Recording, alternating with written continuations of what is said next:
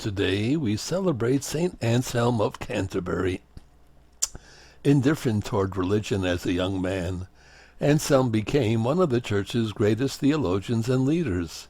He received the title Father of Scholasticism for his attempt to analyze and illumine the truths of faith through the aid of reason.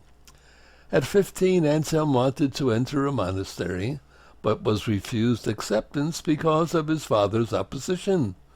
12 years later, after careless disinterest in religion and years of worldly living, he finally fulfilled his desire to be a monk. He entered the monastery of Bec in Normandy, was elected prior 3 years later, and 15 years later was unanimously chosen abbot. Considered an original and independent thinker, Anselm was admired for his patience, gentleness, and teaching skill. Under his leadership, the Abbey of Bec became a monastic school, influential in philosophical and theological studies. During these years, at the community's request, Anselm began publishing his theological works comparable to those of St. Augustine.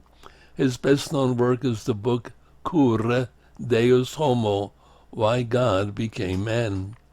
Against his will, Anselm was appointed Archbishop of Canterbury in 1093 at age 60. His appointment was opposed at first by England's King William Rufus and later accepted. Rufus persistently refused to cooperate with efforts to reform the Church. Anselm finally went into voluntary exile until Rufus died in 1100. He was then recalled to England by Rufus's brother and successor Henry I. Disagreeing fearlessly with Henry over the king's insistence of investing England's bishops, Anselm spent another 3 years in exile in Rome. His care and concern extended to the very poorest people.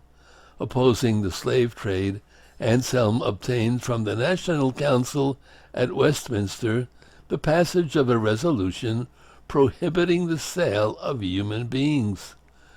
St. Anselm of Canterbury, humble, smart, a genius. Cur Deus Homo, Why God Became Man. Do you know? I'm sure you do.